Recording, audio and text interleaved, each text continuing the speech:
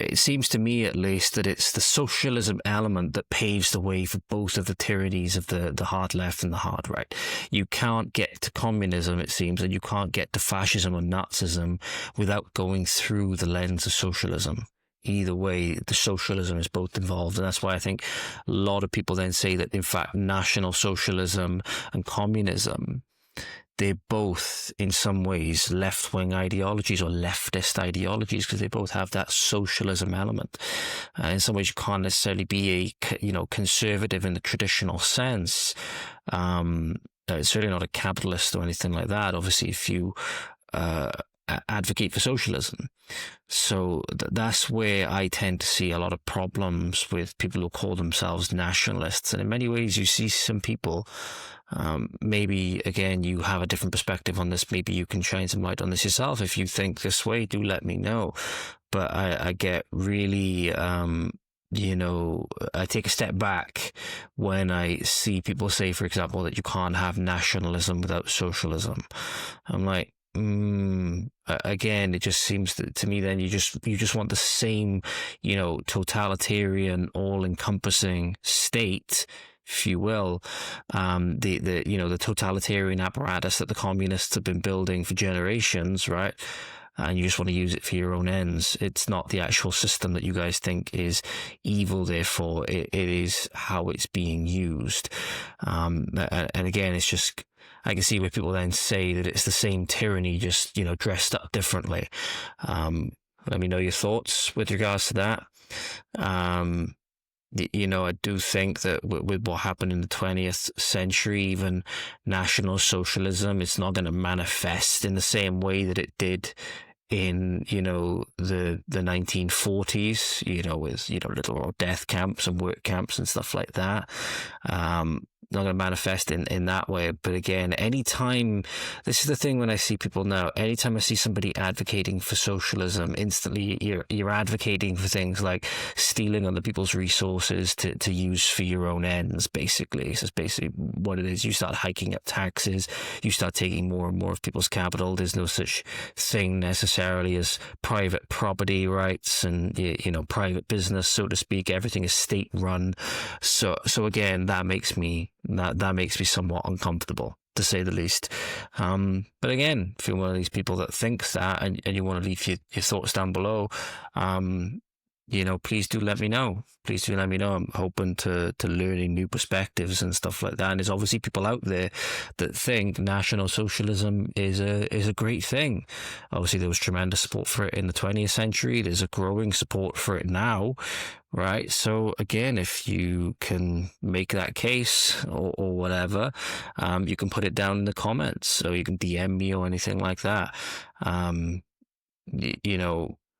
I'm aware in some ways of my own shortcomings with regards to this stuff, and having seen as well, again, how many things we were lied about through the public school system and how much of history was not taught or lied about by omission and these kinds of things. And it leads people into being very susceptible to then going too far the other way. I'm trying to keep myself as centered in that regard as possible. That's another reason why Charlie Kirk, I think, was a tremendous influence. He was a very strong centering influence, and I'd find myself going on my, posting on X about, like, so as opposed on X multiple times in the same minute, if I end up getting the same string of things, and obviously then it feeds into the algorithm and it feeds you more of those things that you're reacting to, and you react to them more, and you went going deep down this spiraling cycle, going down and down and down, and Charlie was amazing at helping me if I'd then go back and think about, maybe I shouldn't have said that. Obviously, once you've said it, and it's on the internet forever, obviously. But then I was thinking, oh shit, maybe I shouldn't have said that, or I could have said that a little bit better, or I was thinking, oh fuck, I wish I'd thought about this before, you know what I mean? And it might just be a little short that comes up on my YouTube, for example, a couple of minutes later, and I'm like, fuck, wish I thought about this before I'd sent a stupid post, you know what I mean? But that, it highlights something there that, at least in my opinion, it seems that the right can do that the left can't, at least in today's, environment. And that is, take accountability, take responsibility for what we say. And in many ways, it's stuff like this has only heated up the political discourse. And that's why I won't listen so much at the moment, at least, in the wake of Charlie Kirk's assassination, to anybody that's trying to play the both sides thing. Because this is Nancy Pelosi, for example, in the video saying that Trump's words are violence before Trump's words are violence. His words are violence against women when you see these things, whatever the things she's talking about. Usually, again, referring to things at the moment which people are saying for women's own safety because they're campaigning on things for the most part, or at least a certain, element of them are campaigning on issues that are actively making them more unsafe, right? The classic paradigm where the liberal woman votes for liberal policies or votes for liberal politicians and they make their communities like a shithole, make them unsafe, often let rapists and other heinous criminals out back onto the streets, right, to police hate crime and to police hate speech even, and then they wonder why their communities turn like shit, and then they're like, whoa, what the hell is going on, right? So again, a lot of them is now saying that, oh well, let people come in that know better than you, right? But again, that's now violence against women. If you say that, you're a misogynist, you're a sexist, etc. But then in 2025, in the wake of the Charlie Kirk assassination, Nancy Pelosi then said that anybody who becomes radicalized by the rhetoric, often calling them Nazis, fascist, etc., when it's outright not true, and anybody who kills somebody because of it, we can't take responsibility for what people do after they speak. If this was the case again on the right, you see that, again, anybody that labels people as a communist, you can't label people as a communist, even though in many instances it's true and they know it is. But again, if they were to then say, oh, we can't take any responsibility for what anybody does, with that rhetoric or whatever, there will be the same uproar on the left that they are denying now. So why, again, I firmly believe, at least at the moment, it is a one-sided problem. Video coming on screen now, ladies and gentlemen. This is violence against women. He may not know that, but when he says things like, I want to protect women whether they like it or not, that is violence against women. Would you want your son to say that to anyone? Would you want your daughter to be told that? Would you want your husband to say that to you, whether you like it or not? Violence against women. If she was being a fucking retard, yes, I would hope that the husband or whoever would come in and take over. Yes, I absolutely would. Don't have any intention of saying something that's going to lead to something dangerous, but we cannot take responsibility for the minds that are out there and how they hear it. This is violence against women. So again, there you go. Complete obfuscation of any kind of responsibility. And to an extent, ladies and gentlemen, I will say that they're correct that they can't necessarily be held directly accountable or directly responsible for what people say with the rhetoric.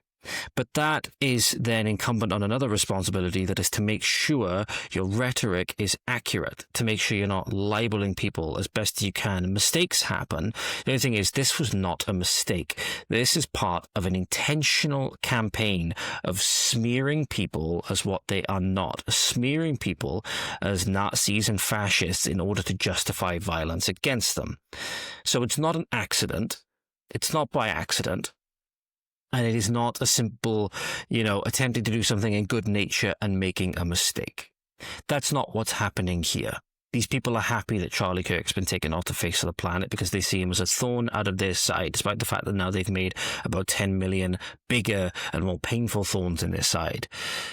But this is not in any way, ladies and gentlemen, a accident. This is all being done by design. And we're going to have a look at now, this part of the show, ladies and gentlemen, is going to be devoted more so to looking at the attitudes of people on the left and how even if you are even ever so slightly to the right for the average of your views, right? Charlie was, in most people's estimation, you could argue he was quite not extreme in any way, right? Not extreme in any way, but he was more to the right on immigration than some others were, right? And was willing to talk completely bluntly about it, saying, if somebody came to you, an illegal alien came to you and was asking for help, would you turn them into ICE? And you would outright say yes, right?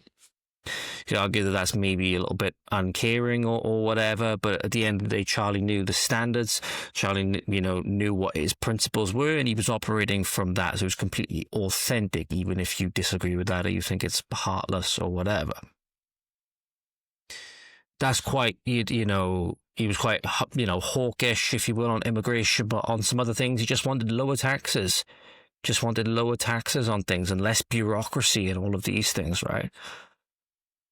That's not something that a fascist would want, but because of the indoctrination that's taken place and because of how misled our youth in particular have become, ladies and gentlemen, even if you are so much as I said, I don't want to call him milk toast because I feel that that's in many ways, you know, kind of, I don't want to say an insult, but, you know, Charlie was a strong man of principle and character and one of the greatest orators we've ever seen and would speak with principle. You know, so it wasn't milk toast in that way by any means, but a lot of people would say that he wasn't to the right enough, if you will. He wasn't conservative or wasn't nationalist enough. But somebody will take a figure like Charlie and will not only assassinate him because he's been mislabeled and he's been labelled as a fascist and a Nazi. If you enjoyed that clip, then make sure to go on over to the Voice of the Valleys X page at VOT_Valleys on X. We're also on Instagram at Voice of the Valleys. Be sure to like, share, subscribe, comment, all of that good stuff. Thank you so much, and we'll see you again soon. Godspeed.